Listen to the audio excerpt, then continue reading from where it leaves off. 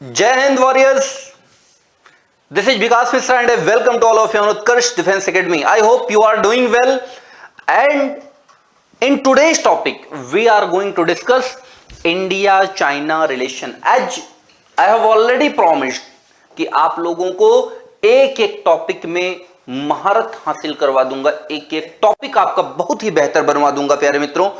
So without wasting our time let's start now for this most important topic. आपको पता है ये इस समय ऑल ओवर वर्ल्ड में ऐसा टॉपिक है कि जो सबसे ज्यादा डिस्कस किया जा रहा है. भाई इंडिया चाइना दो तेजी से ग्रोइंग इकोनॉमी, और इन दोनों के बीच में जो रिलेशन है वो कॉपरेशन का रिलेशन है या टेंशन का रिलेशन है. यहां एक बहुत ही इंपॉर्टेंट टॉपिक बनता है बेटा, जहां से क्वेश्चन निश्चित रूप से जीडी में बन सकते हैं. तो यहां पर जो है निश्चित रूप से यहां से क्वेश्चन बन सकते हैं, और प्यारे मित्रों उसी को मैं लेकर के आज डिस्कस करने वाला हूं. तो मैंने आपको बताया है कि जब भी कोई आपको जीडी में जो भी टॉपिक मिले उस टॉपिक को लेकर आप माइंड में प्री डिसाइडेड होना बहुत जरूरी है आपको, कि कौन कौन सी बातें हैं जो आपको जीडी में बतानी है. एक्चुअली जीडी में आपको बहुत ज्यादा समय तो मिलने वाला नहीं है, या फिर नरेशन में आपको बहुत ज्यादा टाइम मिलने वाला नहीं है. तो आपको मैक्सिमम 1 से 2 मिनट में ऐसे फैक्ट्स याद करने हैं जो मोस्ट इंप्रेसिव हो और एक्यूरेट हो. दोनों बातें याद रखनी है हमें. तो हमें मुख्यतः कौन कौन सी चीजें अपने माइंड में पहले एक रफली आइडिया डिजाइन करना है कि इस पूरे टॉपिक में मैं क्या बताने वाला हूं. तो भाई ये जो हमारा टॉपिक है इंडिया चाइना रिलेशन, इसमें देखो सबसे पहले अपने माइंड में एक डेवलप करना है कि जो पहली लाइन में बोलूंगा वो रिलेटेड टू इंट्रोडक्शन होगा. किससे रिलेटेड होगा बेटा? इंट्रोडक्शन से रिलेटेड. दूसरा जो पॉइंट मैं बोलूंगा वो कुछ फैक्ट्स होंगे, वो कुछ कोर बातें होंगी. और तीसरा जो हम यहां पर ऊपर बातें कर रखे हैं इंट्रोडक्शन में और फैक्ट्स में, यहां पर उसका एनालिसिस करेंगे. और लास्ट लाइन जो होगी वो क्या होगी? कंक्लूजन. और अगर आप 4 से 5 लाइन बेहतरीन, एक्यूरेट और इंप्रेसिव तैयार कर लेते हैं तो ये जो 1 से 2 मिनट का 2.5 मिनट का आपको समय मैक्सिमम मैं बोल रहा हूं, उस पूरे टाइम में इसको बड़ी आसानी से और बहुत ही इंप्रेसिव तरीके से यू कैन डिस्कस. सो आइए देखना स्टार्ट करते हैं कि इंट्रोडक्शन क्या होना चाहिए, इंट्रोडक्शन में क्या क्या बातें होनी चाहिए, वो सारी बातें हम डिस्कस करेंगे. तो शुरुआत कहां से करनी? कुछ इस टाइप से. देखो शुरुआत हमेशा ऐसा करना चाहिए जो बहुत ही कैची टाइप का हो. लोग अच्छा ये क्या बताने जा रहा है. तो देखो शुरुआत हमने कहां से किया है कि after Pulwama terror attacks India requested United Nations to list Masood Azhar as a global terrorist. Pulwama का अटैक हुआ. अब लोग सोचेंगे यार इंडिया चाइना रिलेशन में पुलवामा का क्या काम है. लोगों का निश्चित रूप से अटेंशन आपकी तरफ आएगा. तो आपने बताना स्टार्ट किया कि मसूद अजहर को ग्लोबल टेररिस्ट घोषित करने की जो कोशिशें हैं भारत से शुरू हुई पुलवामा अटैक के बाद में. और ये मांग कहां उठी? यूनाइटेड नेशंस में. Even though 14 countries of UNSC are in favour of the proposal. कह रहा है कि जो यूनाइटेड नेशन सिक्योरिटी काउंसिल है उसमें 14 कंट्रीज ऐसी हैं जो इस फेवर में थी प्रपोजल की कि हाँ भाई इसको आतंकवादी घोषित किया जाए. China blocked the request using its veto power. और यहां से हमारे और उसके रिलेशन की जानने की शुरुआत होती है कोर टॉपिक की, कि भाई जो चाइना था उसने अपना वीटो पावर यूज करके इसको ब्लॉक कर दिया. आइए हम आगे बढ़ते हैं. चूंकि ये परमानेंट मेंबर है, that is the reason Indo China relations is in news again. और ये फिर से न्यूज में है, दोबारा न्यूज में है.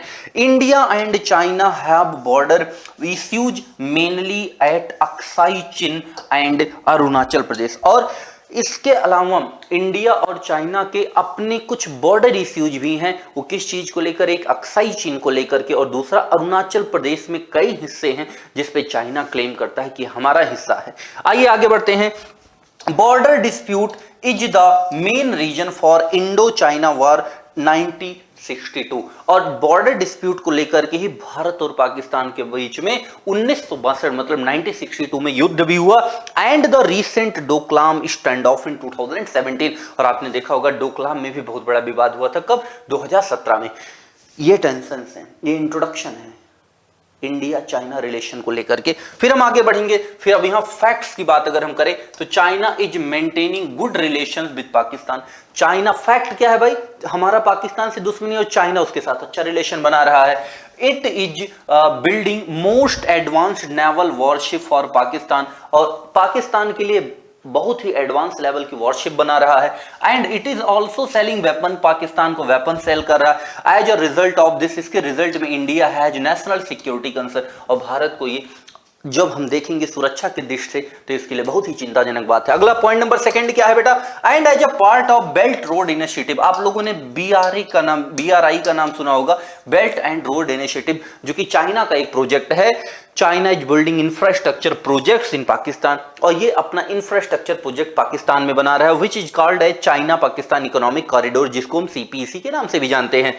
This CPEC is passing through Pakistan occupied Kashmir, और ये पाकिस्तान ने कश्मीर का जो हिस्सा कब्जा कर रखा है उसकी तरफ से जा रहा है। भाई हमारा और पाकिस्तान का विवाद चल रहा है उस कब्जे को लेकर के, और उसमें पाकिस्तान चाइना को रोड बनाने के लिए बोल रहा है, वहां इंफ्रास्ट्रक्चर डेवलप करने के लिए कह रहा है, तो जाहिर सी बात है टेंशंस बढ़ेंगी। India is not okay with it because of security concerns, so this become another dispute between India and China। आगे हम बढ़ेंगे, there are water issues between both countries, दोनों देशों के बीच में पानी को लेकर के भी विवाद है। आगे China started project to divert Brahmaputra water from flowing into India, और चाइना क्या करता है कि वहां प्रोजेक्ट बना रहा है जिससे ब्रह्मपुत्र नदी का पानी भारत में पर्याप्त मात्रा में ना आए, उसको रोकने का प्रयास कर रहा है। This is one of the major threat to India from China, जो कि चाइना से बहुत बड़ा थ्रेट है इंडिया को। There is a huge trade deficit between India and China, और भारत और चाइना के बीच में बहुत बड़ा ट्रेड डेफिसिट है। ट्रेड डेफिसिट का मतलब कि भाई चाइना से हम 500 रुपए का सामान खरीद रहे हैं और चाइना हमारे यहाँ 5,000 रुपए का सामान बेच रहा है, तो दोनों कंट्री के बीच में 45 रुपए का गैप आ रहा है, जबकि ट्रेड इक्वल लेवल पे होना चाहिए। कैसे कि अगर हम भाई 5,000 रुपए का सामान वहां बेच रहे हैं तो वो 5,000 का ही हमारे यहां भी बेचे, लेकिन ये बहुत बड़ा एक गैप आ रहा है। आगे in the fiscal year 2017-18 there is 46.2 billion dollar trade deficit in China's favour, और देखो ये 46.2, अब आप सोचोगे सर 2017-18 की बात क्यों किया, ये तो 2025 चल रहा है। जो बड़ी बड़ी घटनाएं होती हैं जहां बहुत ज्यादा बेटा ट्रेड डेफिसिट देखा जाता है उसके बारे में बात किया जाता है। क्यों? क्योंकि एक साल का ट्रेड डेफिसिट आने वाले लगभग 10-10 सालों तक के पूरे दशक को प्रभावित करता है, इस वजह से यहां पर बात की गई है। अब हम बात करेंगे इसके एनालिसिस के बारे में, कि इधर जो हमने फैक्ट्स देखा, इंट्रोडक्शन देखा, उससे एनालिसिस हम कुछ करेंगे। तो एनालिसिस में जो पॉइंट नंबर 1 है, both countries have good trade relation, trade relation अच्छा है, and to improve bilateral, bilateral का मतलब दोनों पक्ष की जो बातें हैं relation, India and China took part in an informal meeting at Wuhan in April 2018 में इन्होंने बहुत अच्छी मीटिंग की। अभी आप लोगों ने देखा होगा SCO समिट हुई है, वहां भी अच्छी मीटिंग हुई है, which is called as Wuhan summit, और जो कि वुहान समिट, लेकिन ये हमने यहां पर बात क्यों की, बाकी मीटिंग्स की बात क्यों नहीं की, क्योंकि ये जो वुहान में हुआ है ये इंडिया चाइना रिलेशन को अच्छा बनाने के दृष्टिकोण से ही ये मीटिंग हुई है। SCO में जो मीटिंग हुई वो तो कई देशों के बीच मीटिंग हो रही थी, तो भारत और पाकिस्तान की और भारत और चाइना की भी मीटिंग हो गई, इसलिए यहां पर है this was an informal meeting between two leaders of the countries to reach the better consensus on the present dispute between both countries।